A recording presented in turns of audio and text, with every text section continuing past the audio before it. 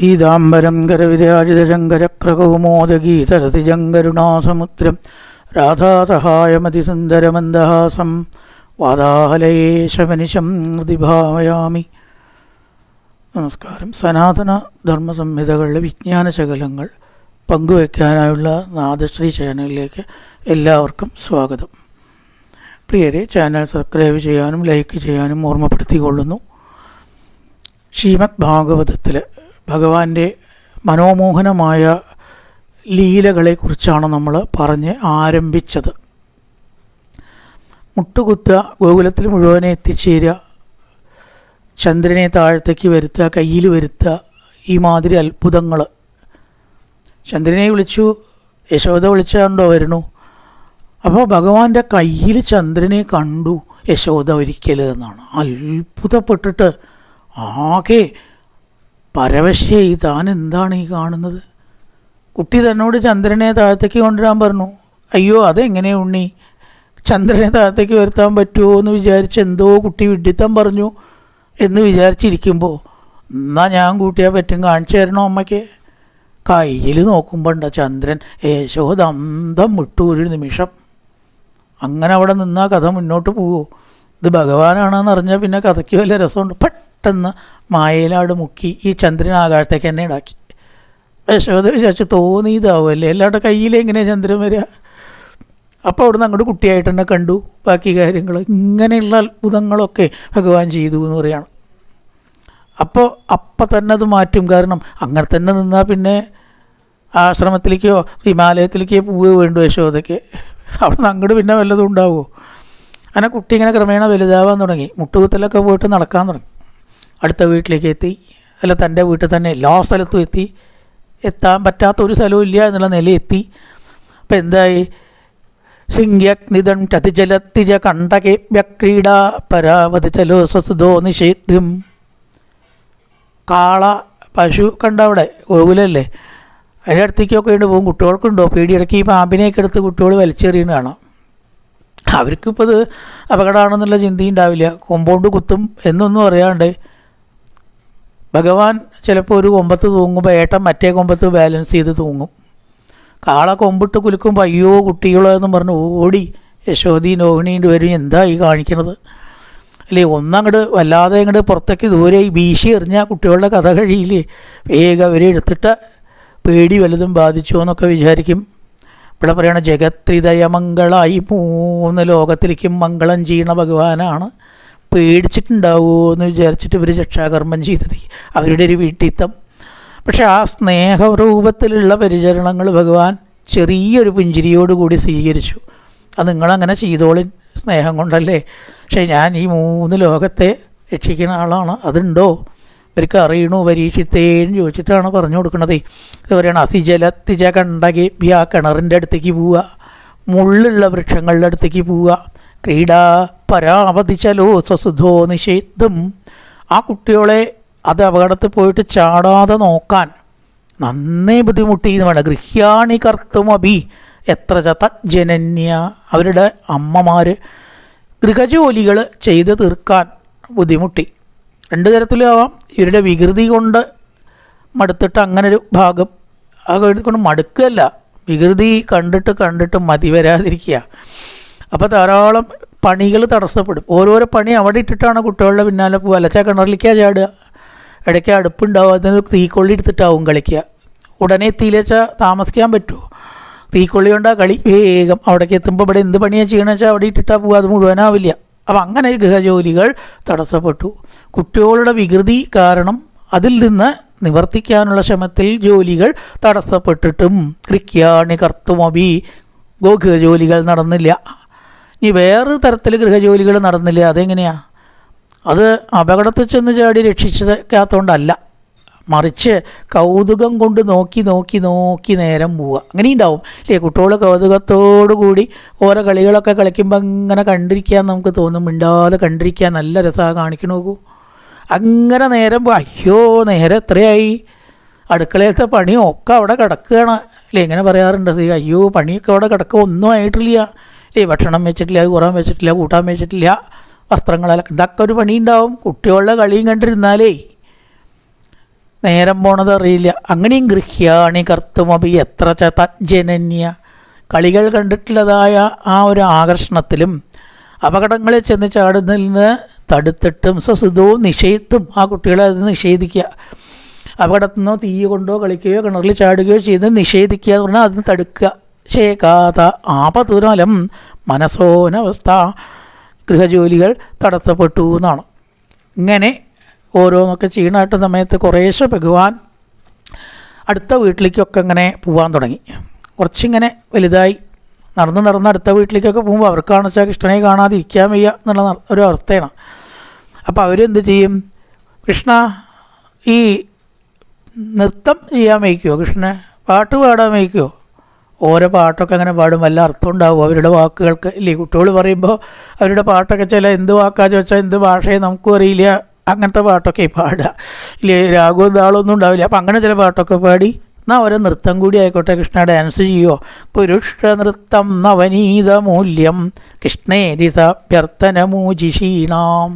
കൃഷ്ണവിലാസക്കാരനാ പറയുക, കൃഷ്ണേതി ഹേ കൃഷ്ണ ഒന്ന് നൃത്തം ചെയ്യോ, ഇതി സാഭ്യർത്ഥനമൂജിഷീണാം. ആ സ്ത്രീകൾ അപേക്ഷിക്കുമ്പോൾ പ്രജാംഗനാനാം സപുരസലീലം ഉദഞ്ജയാമാസ പദാരവിന്ദം.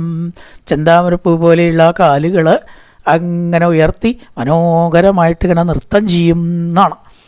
നൃത്താമൃതങ്കോകുല യോഷിതത്തൽ കൃഷ്ണസ്യ നേത്രാഞ്ജലി പിബന്ധ്യാം. കണ്ണുകൊണ്ട് മനോഹരമായിട്ടുള്ള ആ കുട്ടിയുടെ നൃത്തം കണ്ടിട്ട് പ്രീതി പ്രകർഷാത്തിമിതേ മനോഭി, പരമാനന്ദത്തിൽ അങ്ങനെ പ്രതിമ പോലെ സ്ത്രീകൾ നിൽക്കുന്ന മുഖത്ത് കൈയും വെച്ചത് ആലേഖ്യയോഷി പ്രതിമാഭവൂ. സ്ത്രീകൾ പ്രതിമയായിട്ട് അങ്ങനെ നിൽക്കുക എന്ന് പറഞ്ഞാലോ യാതൊരു ചലനവും ഇല്ലാണ്ട് അങ്ങനെ നിന്നു. അങ്ങനെയൊക്കെയാണ്. അങ്ങനെ ഓരോരോ കാര്യങ്ങൾ. അപ്പോൾ വെണ്ണ വേണം, പാല് വേണം, എന്തെങ്കിലും വേണം, വെറുതെ എന്നോടൊരു പണി എടുപ്പിക്കാൻ പറ്റില്ലല്ലോ എന്നൊക്കെ പറഞ്ഞാൽ ധാരാളം വെണ്ണയൊക്കെ കൊടുക്കും. ഒരു കയ്യിലത്തെ വെണ്ണയാണ് കഴിച്ച് മറ്റേ കൈ കാണിക്കുമ്പോൾ ആ കയ്യിന് ഒരു കയ്യിൽ മാത്രം തന്നാൽ മറ്റേ കൈ കരയിൽ, എനിക്ക് മാത്രം തന്നിട്ട് ഏട്ടന് തരാൻ ഞാൻ എങ്ങനെയാണ്? അപ്പോൾ മറ്റേ കയ്യിൽ വെച്ച് കൊടുക്കും. അപ്പോൾ വേഗം അവർ കാണാതെ ഈ കയ്യിലത്തെ വെണ്ണയാണ് കഴിക്കുക. അവർ കണ്ടിട്ടുണ്ടാവില്ല. എന്നെ തക്കം നോക്കാനുണ്ടോ ഭഗവാനും വല്ല വിഷമം? അയ്യോ കൃഷ്ണ ഈ കയ്യിൽ തന്നിരുന്ന വെണ്ണയുടെ അതെ ഇവിടെ എപ്പോഴും ഒരു കാക്കിയുണ്ട്, അത് കറ്റിച്ചു. അപ്പോൾ എനിക്ക് ഇനി ഈ കയ്യിലില്ലാണ്ട് അങ്ങനെ തരിക, എനിക്ക് ഈ കയ്യിൽ ഒന്നും കൂടി തരണം, ആദ്യം തന്നത് കാക്ക കൊണ്ടുപോയി എന്ന് പറഞ്ഞു. വേഗം വെണ്ണ വീണ്ടും കൊടുക്കും. ഇങ്ങനെ സ്ത്രീകളെ പറ്റിച്ച ക്രമേണ എന്തായി കുറേശ്ശ മോഷണം തുടങ്ങി എന്ന് പറയുകയാണ്. സാധാരണ നിലയ്ക്ക് കൊടുത്തതായിട്ടുള്ള എണ്ണയും പാലും പോരാതെ വന്നപ്പോൾ മോഷണോപായങ്ങൾ ഓരോന്നിങ്ങനെ തുടങ്ങി. ഇത് പല പ്രാവശ്യമായപ്പോൾ പല ആൾക്കാരും ഇല്ലേ വത്സാൻ മുഞ്ചൻ കൊജിത സമയേ ക്രോശ സഞ്ജാതകാസ. പശുക്കുട്ടിയൊക്കെ പിരിഞ്ഞ് കെട്ടിയിട്ടാണല്ലോ നമ്മൾ കറക്കാൻ തയ്യാറാവുക. ഭഗവാൻ ചെന്നിട്ട് ആരും കാണാതെ ആ പശുക്കുട്ടി അഴിച്ചാണ്ട് വിട്ടു. അത് സുഖമായിട്ടിരുന്ന് കുടിച്ചു. പിറ്റേ ദിവസം കറക്കാൻ ചെന്നപ്പോൾ ഒരൊറ്റ തുള്ളി പാലും ഇല്ല അകിടിൽ. ആരാ അപ്പം ഈ പണി പറ്റിച്ചാൽ? നല്ലോണം ഞാൻ ധാരണയിലാണല്ലോ കെട്ടിയത്, എനിക്ക് നല്ല ഓർമ്മയുണ്ടായി, എനിക്ക് അബദ്ധമൊന്നും പറ്റിയിട്ടില്ല, ഞാൻ കെട്ടിയിരിക്കണോ. അഴിച്ചു വിട്ട തന്നെ അതിന് യാതൊരു സംശയമില്ല. ഭഗവാൻ അങ്ങോട്ടും ഇങ്ങോട്ടൊക്കെ ഈ സ്ത്രീ ഇങ്ങനെ നോക്കിയപ്പോൾ പിന്നാപുറത്ത് നിൽക്കേണ്ട ചിരിച്ചും കൊണ്ടേ. ഈ പശുവിൻ്റെ പാല് ആർക്ക് അവകാശപ്പെട്ടത്? ആ പ്രകൃതിയുടെ നിയമപ്രകാരം അതിൻ്റെ കുട്ടിക്കാണല്ലേ. അതിനല്ലേ ഈശ്വരൻ നമുക്ക് വിറ്റ് കാശുണ്ടാക്കാനല്ല, അതും കുറച്ച് കുടിക്കട്ടെ എന്നുള്ള ഭാവത്തിൽ ഭഗവാൻ കൈ കൊട്ടി ചിരിക്കുകയാണ്. യശോദേ ഞാൻ പാല് കൊടുക്കാമെന്ന് പറഞ്ഞ ആളോട് എന്താ പറയുക? അങ്ങനെ ഒരനുഭവം. അങ്ങനെ ഓരോരോ കാര്യങ്ങൾ ചെയ്തപ്പോൾ ഒരു ദിവസം ഒരു സ്ത്രീ കയ്യോടെ പിടിച്ചു, ഇന്ന് ഇവനെ വിട്ടാൽ പറ്റില്ല എന്ന്. രണ്ട് കൈയും കൂട്ടി വെണ്ണ ഇങ്ങനെ നക്കിയും കൊണ്ടാണ് ഭഗവാൻ വരണത്. കൈയ്യീട് കൂട്ടി പിടിച്ചു. അതിന് ശ്രീകൃഷ്ണ കർണാമൃതത്തിലത്തെ ഒരു ശ്ലോകമാണ്. കാത്വം ബാല നീ ഏതാ, നീ ആരാ? ആരാന്നൊക്കെ ഇപ്പോൾ ഈ സ്ത്രീക്ക് അറിയാമെന്ന് ഭഗവാനും അറിയാം. എന്നാലും എന്ത് പറഞ്ഞു? ബലാനുജ, ഞാൻ ഏട്ടൻ്റെ അനിയനാ. നല്ല ഉത്തരം. ഏട്ടൻ്റെ അനിയൻ എന്ന് പറഞ്ഞാൽ മനസ്സിലാവുമല്ലോ. കാത്വം ബാല ബലാനുജ, ഞാൻ ഏട്ടൻ്റെ അനിയനാ. കുട്ടികൾ അങ്ങനെയൊക്കെയല്ലേ ഉത്തരം പറയുക. അപ്പം ചോദിച്ചു ആ സ്ത്രീ, കിമിഹത്തെ, ഏട്ടൻ്റെ അനിയനാച്ചാൽ വീട്ടിലിരുന്നാൽ പോരെ, ഏട്ടൻ്റെ കൂടെ അല്ലേ ഇരിക്കുക, ഇവിടെ എന്താ നിനക്ക്? കിമിഹത്തെ. അടുത്ത ചോദ്യം. അപ്പോഴും കണ്ണൊക്കെ കൈകൊണ്ട് തിരുമ്പി പേടിച്ച് വരച്ച പോലെ ഭഗവാന് പേടിയുണ്ടോ? മന്മന്ദിരാശങ്കയാ. ഈ ഗോപന്മാരുടെ വീടൊക്കെ ഒരേപോലെയാവും അല്ലേ. ഒരു സിറ്റൗട്ടും ഉള്ളിൽ ചെറിയൊരു സ്ഥലം, ഒരു അടുക്കളയൊക്കെ ഒരുപോലെ തന്നെ ഒരു കൂടാരം കെട്ടി, അത്ര സൗകര്യമല്ലേ ഉണ്ടാവുള്ളൂ. അപ്പോൾ എൻ്റെ വീടാണ് എന്ന് തെറ്റിദ്ധരിച്ച് കയറിയതാണ്. എൻ്റെ വീടാച്ചിട്ടാണ് കയറിയത്. അല്ലാന്നിപ്പോൾ സ്ത്രീക്ക് നിഷേധിക്കാൻ പറ്റും. യുക്തം ശരി തൻ നവനീത ഭാണ്ഡവിവരേ അർത്ഥം കിമർത്ഥന്യസേൻ. നീ എന്തിനാ ഈ വെണ്ണക്കുടത്തിൽ കൊണ്ടേ കൈയിട്ട്? അതൊന്ന് പറയുക. എൻ്റെ വീടാച്ചാൽ വെണ്ണക്കുടത്തിൽ കൈയിടോ? വെണ്ണക്കുടത്തിൽ എന്താ കൈയിട്ട? തൻ്റെ വീടാണ് വിചാരിച്ചാൽ ധൈര്യമായിട്ട് കൈയിട്ടൂടെ? അങ്ങനെ ഉത്തരം പറഞ്ഞാൽ മതി അല്ലേ? ഞാൻ എൻ്റെ വീടാണ് വിചാരിച്ചിട്ട് എൻ്റെ വെണ്ണക്കുടത്തിൽ. പക്ഷെ അത്ര ബുദ്ധി ആയില്ല. കാരണം ഈ വെണ്ണക്കുടത്തിൽ കൈയിട്ടതൊരു തെറ്റാണ് എന്നൊരു ബോധം ഉള്ളിലുണ്ട്. കുട്ടിയല്ലേ, അപ്പോൾ കുട്ടിത്തരത്തിനനുസരിച്ചുള്ള ഉത്തരം വേണം. എൻ്റെ വീട്ടിലത്തെ വെണ്ണയാണെന്നൊന്നും പറയാനുള്ള ബുദ്ധി ആയിട്ടില്ല.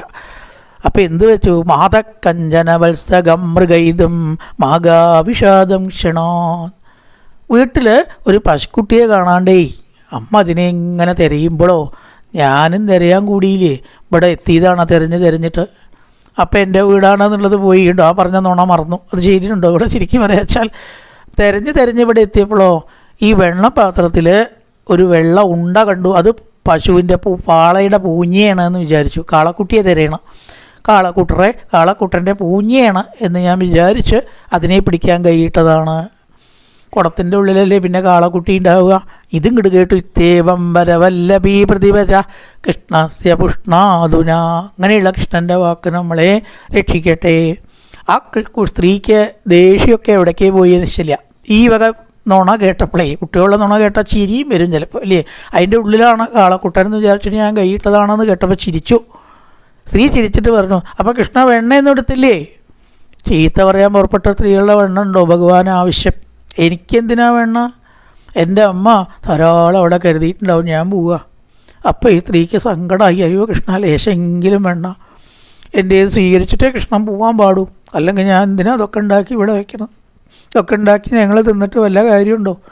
അപ്പോൾ പ്രയോഗിക്കുക വേണ്ട. അപ്പോൾ ചീത്ത പറഞ്ഞവരുടെ വെണ്ണയൊന്നും ഞാൻ സ്വീകരിക്കലില്ല. ഭഗവാനെ പൂർണ്ണ മനസ്സോടെ സന്തോഷത്തോടു കൂടി കൊടുത്താലേ വേണ്ടുപോയി. നാളെ വന്നിട്ട് ആദ്യം എൻ്റെ വെണ്ണ അല്ലെങ്കിൽ പാല് മേടിക്കണം കേട്ടോ കൃഷ്ണ. നാളത്തെ കാര്യം ഇപ്പം എങ്ങനെ ഇന്ന് പറയാം, അത് നാളെ നോക്കാമെന്ന് പറഞ്ഞു ഭഗവാൻ ഒറ്റ ഓട്ടം കൊടുത്തു. ഈ സ്ത്രീ സങ്കടമായി. തൻ്റെ വെണ്ണയും വേണ്ട ഭഗവാന്, പാലും വേണ്ട. ഇത്തരത്തിൽ ഓരോരോ ലീലകളൊക്കെ നടന്നപ്പോഴാണ് ആ ഒരു വന്നിട്ട് പറഞ്ഞത്, വത്സാൻ മുഞ്ചൻ കുജിത സമയേ പശുക്കുട്ടി അഴിച്ചു വിട്ടു എന്ന് പറഞ്ഞ ഒരു സ്ത്രീയുടെ ആക്ഷേപമാണ്.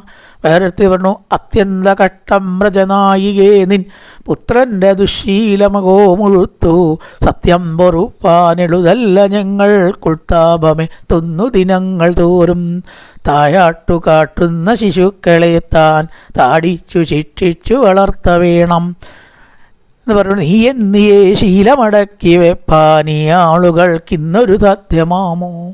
കുട്ടികളെ നിയന്ത്രിക്കാൻ നീ എന്നെ ശ്രദ്ധിക്കണം. ഞങ്ങൾ കൂട്ടിയുണ്ടോ? അപ്പോൾ അത് സാധിക്കണോ? അവിടെ ഇടയ്ക്ക് കുട്ടിയെ ഒന്ന് ശാസിക്കുക, നിയന്ത്രിക്കുക, ഇതൊക്കെ ചെയ്യണം. അല്ലാന്നുണ്ടെങ്കിൽ ഇവിടെ ആർക്കും ഇനി ഇരിക്കേണ്ട ഒരവസ്ഥ ഉണ്ടാവില്ല. നിരന്തരം ഘോരസചോരണത്തിനൊരുമ്പെടുന്നു തവനന്ദനം കേൾ ചെന്നു മഹാസമർത്ഥൻ കടങ്ങളും തൂതകളും തകർക്കും. പാത്രങ്ങളൊക്കെ പൊട്ടിക്കുക. പാത്രം പൊട്ടിക്കാനുള്ള കാരണം ആരാ അറിയോ? ഇവരെന്നെയാണ്, ഭഗവാനൊന്നുമല്ല. ഒരു ദിവസം കൃഷ്ണൻ വരുമ്പോൾ പാലോ ഒന്നും കിട്ടരുത്, എന്നാലോ പിട്ടിയാക്കും വേണം. അതിനു വേണ്ടി എന്ത് ചെയ്തു? പാലൊന്നുമില്ലാത്തൊരു പാത്രം, അതിലൊന്നുമില്ല, അത് അടച്ചു വെച്ച് പാലൊക്കെ ഉണ്ട് എന്ന് തോന്നിപ്പിച്ചു. വല്ല ആവശ്യമുണ്ടോ അവർക്ക്?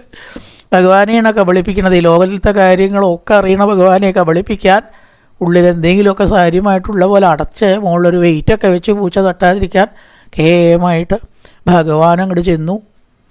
തുറന്ന് നോക്കണു, അതിലൊരു സാധനമില്ല. മൺപാത്രമാണ്. പാലില്ലാത്ത വീട്ടിലെന്തിനാ പാത്രം? ഒരൊറ്റ കയറ്. ഭഗവാൻ അങ്ങോട്ട് ദേഷ്യം വന്നു. അതിൽ നോക്കിയിട്ടൊന്നുമില്ല. കടങ്ങളും തൂതകളും തകർക്കും തെണ്ടിച്ചു കിട്ടുന്നൊരു പാത്രമെല്ലാം കണ്ടിച്ചു പോകുന്നതു കട്ടമല്ലേ. ശോധ എന്തെങ്കിലുമൊക്കെ പാലും ഓരും ഇട്ടിട്ടാണ് ഞങ്ങൾ ഈ പാത്രങ്ങളൊക്കെ വാങ്ങണത്. ഇതൊക്കെ ഇങ്ങനെ മുടിക്കുക, കേടുവരുത്തുക എന്നൊക്കെ പറഞ്ഞാൽ എന്താണ് ചെയ്യാന്ന് ചോദിക്കുകയാണ്. ക്ഷീരംകൃതം തക്രമു ഇക്കുമാരൻ പാരം കൊതിച്ചങ്ങു വരും ദശായാം ആരാധ നൽകുന്നതു ഞങ്ങളെല്ലാം പോരാഞ്ഞു മോട്ടിച്ചും ഇവൻ ഭുജിക്കും. ഞങ്ങൾ ഇഷ്ടംപോലെ കൊടുക്കുന്നുണ്ട്, കുട്ടിയല്ലേ കഴിച്ചോട്ടെ എന്നും പറഞ്ഞിട്ടേ. പിന്നെ ഈ മോഷ്ടിക്കേണ്ട ആവശ്യമുണ്ടോ യശോദേ? പിന്നെയോ ഉപക്രോശ്യ തോകാൻ എന്ന് പറഞ്ഞിരിക്കണു.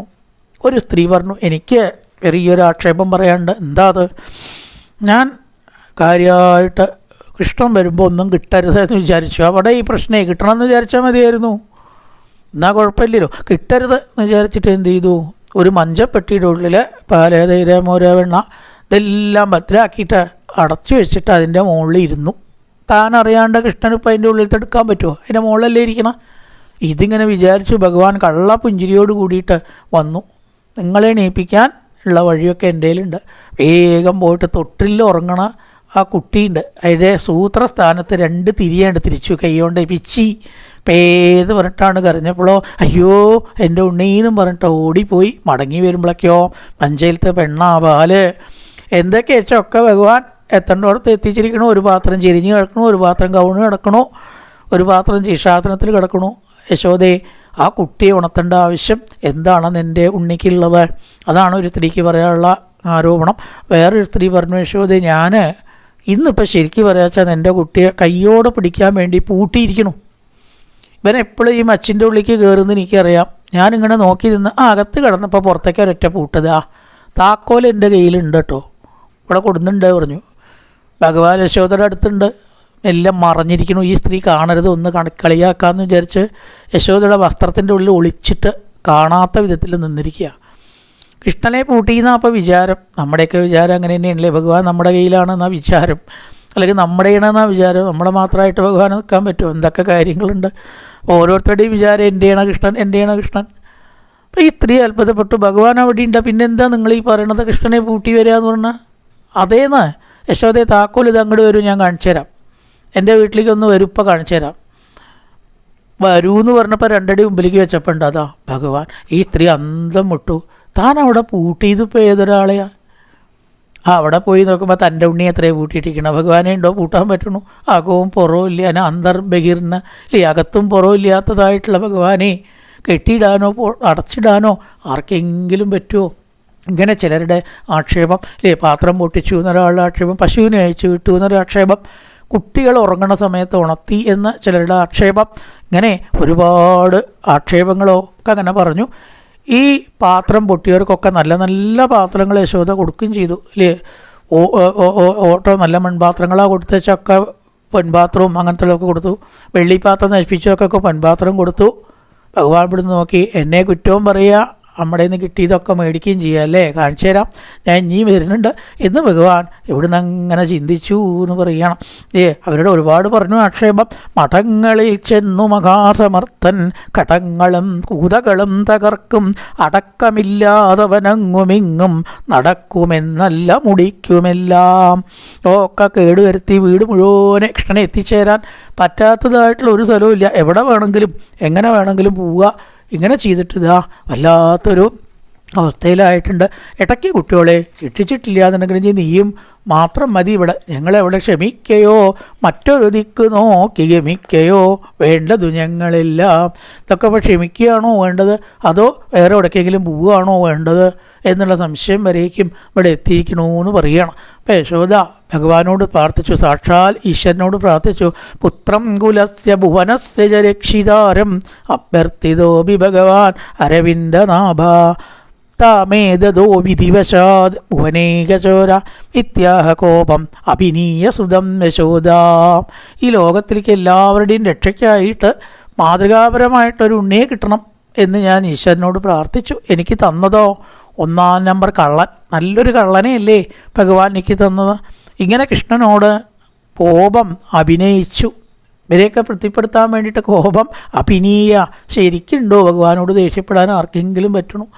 അതുവരെയൊക്കെ പറയുന്നല്ലാണ്ട് മുമ്പിലെത്തിയാൽ ദേഷ്യപ്പെടാൻ ആർക്കും പറ്റില്ല. അപ്പോൾ കോപത്തെ അഭിനയിച്ചു, മറ്റുള്ളവരെയും തൃപ്തിപ്പെടുത്തണ്ടേ എന്ന് വിചാരിച്ചിട്ട് കോപം അഭിനീയ സുതാം യശോദ. തൻ്റെ പുത്രനോട് കോപത്തെ കുറച്ചിങ്ങനെ അഭിനയിക്കുക മാത്രമാണ് ചെയ്തത് എന്ന് പറയുകയാണ്. ഇങ്ങനെ എത്ര ലീലകൾ എത്ര നേരത്ത് വേണമെങ്കിൽ അല്ലേ, എത്ര പറഞ്ഞാലും അത് മതിയാവുക. അപ്പോൾ സ്ത്രീകൾ ചിലരൊക്കെ പറഞ്ഞു, കുരങ്ങനെ കൊടുക്കണു, കാക്കയ്ക്ക് കൊടുക്കണു, പൂച്ചയ്ക്ക് കൊടുക്കണു, അവരിത് കൃഷ്ണൻ കഴിച്ചോട്ടെ, അതിന് ഞങ്ങൾക്ക് വിരോധമൊന്നുമില്ല, എന്തിനാണ് ഈ ജീവജാലങ്ങൾക്കൊക്കെ കൊടുക്കുന്നത് എന്നും ചില ആൾക്കാർക്ക് ആക്ഷേപമുണ്ട്. ഏതായാലും കുറച്ചങ്ങനെ കഴിഞ്ഞതോട് കൂടിയിട്ട് ഭഗവാൻ ആ തൈരിങ്ങനെ കലക്കണതായിട്ടുള്ള രംഗമാണ് ഇനി പറയണത് ദിതിമന്ധനം. അപ്പോൾ അതോടുകൂടിയിട്ട് ഉരൽ വലിച്ചിട്ട് ഉലൂകല ബന്ധനം എന്ന ലീല നടത്താൻ വേണ്ടിയിട്ടാണ് തൈര് കടയുന്നതിനെ വർണ്ണിക്കണു അടുത്തതായിട്ട്. കായേന വാചാ മനസേന്ദ്രിയേർവാ ബുദ്ധ്യാത്മനാ വാ പ്രകൃതി സ്വഭാവാത് കരോതി യത്യർത്ഥകലം പരസ്മൈ നാരായണായേതി സമർപ്പയാമി.